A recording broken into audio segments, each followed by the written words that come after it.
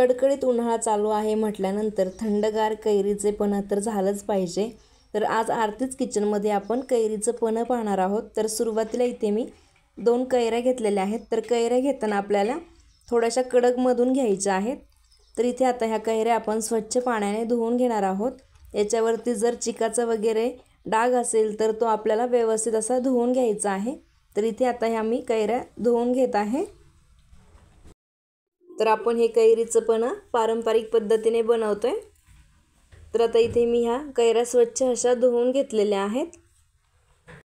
आता ह्या कैऱ्या आपल्याला स्वच्छ कपड्याने पुसून घ्यायच्या आहेत।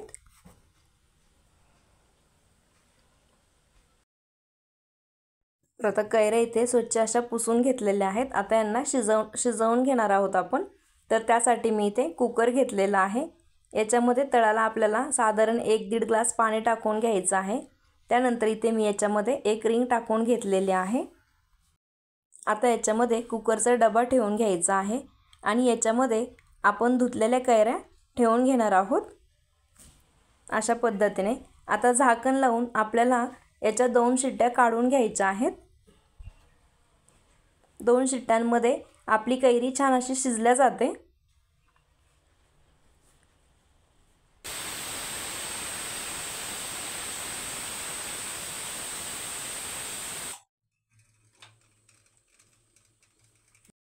तर इथे आपल्या कुकरच्या 2 शिट्ट्या झालेल्या आहेत। गॅस बंद करूयात आणि कुकर पूर्णपणे थंड होऊ देऊयात। आता कुकर आपलं थंड होतंय तोपर्यंत आपण गूळ चिरून घेऊयात। तर गूळ इथे मी सुरीच्या साहाय्याने असा पातळसर चिरून घेत आहे। तुम्ही याच्याऐवजी किसणीने देखील इथे गूळ किसून घेऊ शकता, म्हणजे तो आपण ज्यावेळेस कैरीचा पल्प निघतो त्यावेळेस त्याच्यामध्ये मॅश करताना पटकन आपला गूळ वितळला जातो। तर अशा पद्धतीने मी इथे हा गूळ चिरून घेत आहे। तर इथे मी 2 कैऱ्यांसाठी 1 कप गूळ इतका घेतलेला आहे। तर 2 कैऱ्यांसाठी 1 कप हा गुळाचं प्रमाण अगदी योग्य प्रमाणात आहे। तुम्हाला जर थोडंसं गोड जास्त आवडत असेल तर तुम्ही इथे हा गूळ थोडासा जास्त घेऊ शकता, म्हणजे 1.5 कप इतका तुम्ही इथे गूळ वापरू शकता तरी देखील चालेल। तर इथे तुम्ही गुळाऐवजी साखर देखील वापरू शकता, पण गूळ आपल्यासाठी हेल्दी असतो त्यामुळे मी इथे गुळाचा वापर केलेला आहे। जर तुम्ही साखर घेतली तर साखर इथे तुम्ही 2 कप इतकी घ्या। तर हा गूळ इथे मी तुम्हाला कपामध्ये भरून दाखवते। बरोबर इथे आपला 1 कप इतका गूळ भरणार आहे।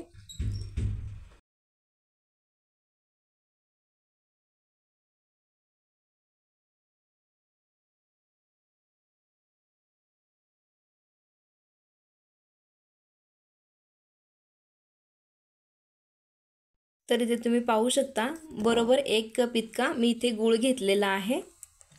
तर आता हे साईडला ठेवून देऊयात आणि कुकर आपलं थंड झालंय त्याला एकदा चेक करूयात। तर इथे आता तुम्ही पाहू शकता कुकर आपलं पूर्णपणे थंड झालेलं आहे आणि कैऱ्या देखील आपल्या मस्त अशा मऊ शिजल्या गेलेल्या आहेत। आता हा डब्बा आपण कुकरमधून बाहेर काढून घेऊयात आणि कैऱ्या आता थोड्या वेळ थंड होण्यासाठी ताटामध्ये काढून घेणार आहोत।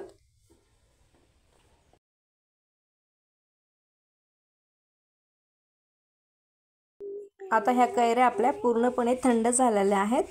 तर आपण याचा आता पल्प काढून घेणार आहोत। तर इथे मी अशा चमच्याच्या साहाय्याने याचा पल्प काढून घेत आहे। तर कैऱ्या आपल्या मस्त अशा मऊ शिजल्यामुळे याचा गर असा पटकन निघला जातोय।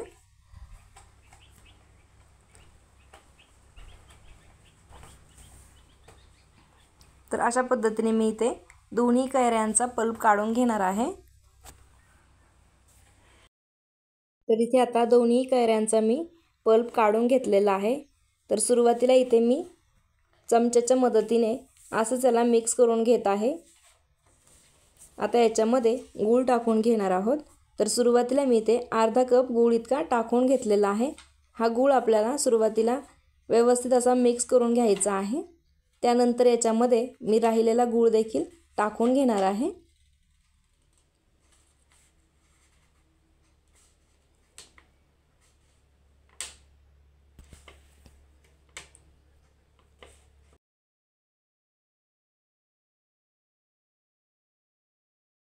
आता याच्यामध्ये राहिलेला गूळ देखील मी टाकून घेत आहे।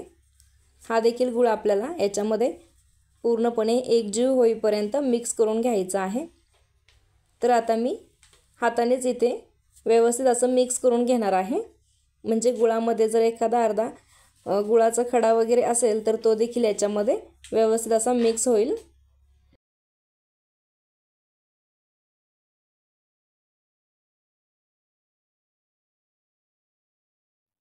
आता याच्यामध्ये अर्धा चमचा इतकी मी वेलची पूड घेतलेली आहे, ही याच्यामध्ये टाकून घेऊयात।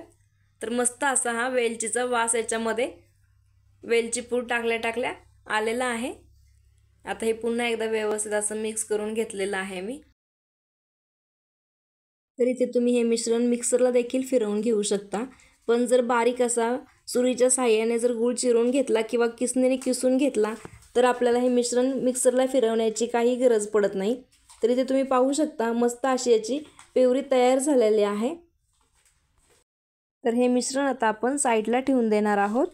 त्यानंतर आता इथे मी एक काचेचं बाउल घेतलेलं आहे, त्या बाउलवरती आपल्याला पुरणाची चाळणी असते ना, ती चाळणी ठेवून घ्यायची आहे आणि हे तयार केलेलं मिश्रण आपण याच्यामध्ये ओतून घेणार आहोत।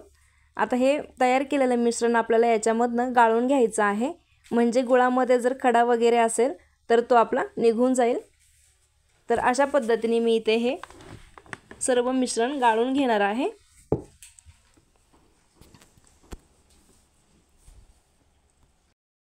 तर इथे तुम्ही पाहू शकता मस्त असा हा गाळणीने आपला पल्प मी इथे गाळून घेत आहे। अशाच पद्धतीने तुम्ही देखील इथे हा पल्प गाळून घेऊ शकता।